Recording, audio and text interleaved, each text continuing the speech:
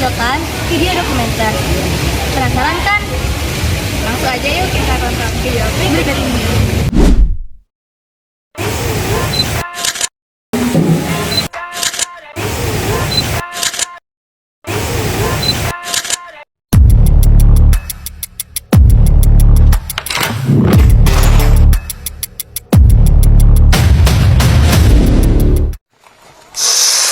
Perlawanan bangsa Indonesia terhadap kolonialisme adalah upaya yang mencerminkan semangat dan ketahanan suatu masyarakat dalam menghadapi berbagai tantangan serta tekanan yang mungkin mereka hadapi.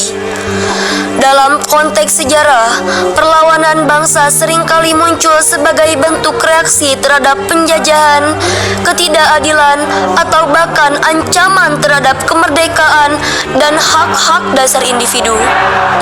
Mengutip buku Api Sejarah 2, perlawanan bangsa adalah upaya yang dilakukan oleh masyarakat atau kelompok tertentu di Nusantara untuk melawan atau menentang dominasi serta penjajahan oleh kekuatan kolonial atau asing.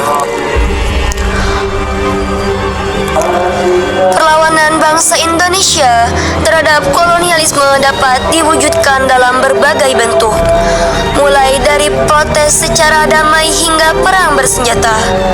Biasanya, perlawanan tersebut dilakukan untuk mempertahankan kedaulatan, budaya, dan identitas nasional. Di Bukit Gubet pernah terjadi pertempuran antara Pangeran Diponegoro dengan pasukan Belanda. Mereka menggunakan taktik supit orang atau tapak kuda dalam pertempuran tersebut. Pasukan Diponegoro membagi pasukannya membentuk supit orang atau seperti capit udang. Diplomasi politik adalah praktik dan ilmu untuk mempengaruhi kebijakan dan perilaku negara lain melalui pendekatan damai dan diplomatis. Tujuan diplomasi politik adalah untuk menciptakan saling pengertian, kerjasama, dan perdamaian antara negara-negara yang berbeda. Diplomasi politik melibatkan negosiasi, dialog, dan pertukaran informasi antara negara-negara untuk mencapai tujuan yang sama. Proklamasi kemerdekaan merupakan peristiwa bersejarah bagi Indonesia. Momentum tersebut memiliki makna yang mendalam sebagai puncak perjuangan bangsa Indonesia.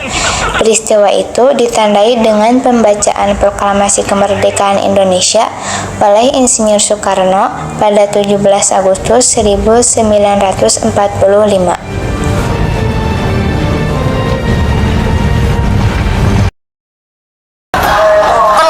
Bangsa Indonesia di masa Gen Z kini terkait isu modern dan tantangan global.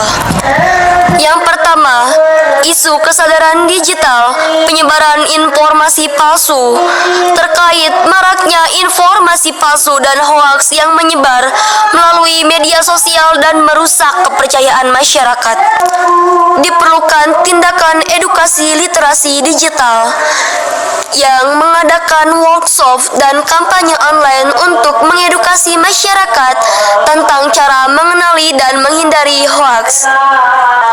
Fakta yang mendukung dan mempromosikan platform pengecekan fakta seperti Cek Fakta yang membantu memverifikasi informasi yang beredar. Membuat konten edukatif, membuat konten digital seperti video, infografis, dan artikel yang menjelaskan bahaya hoaks dan cara melindungi diri dari informasi palsu. Dengan mengaitkan isu-isu ini dengan kehidupan sehari-hari dan platform yang sering digunakan oleh Gen Z, diharapkan mereka dapat lebih mudah memahami dan terlibat dalam perlawanan terhadap berbagai bentuk ketidakadilan yang ada. Yang kedua, protes menentang RUU Cipta Kerja, ketidakadilan ekonomi dan ketenaga kerjaan yang dianggap merugikan pekerja dan menguntungkan perusahaan besar, termasuk perusahaan asing.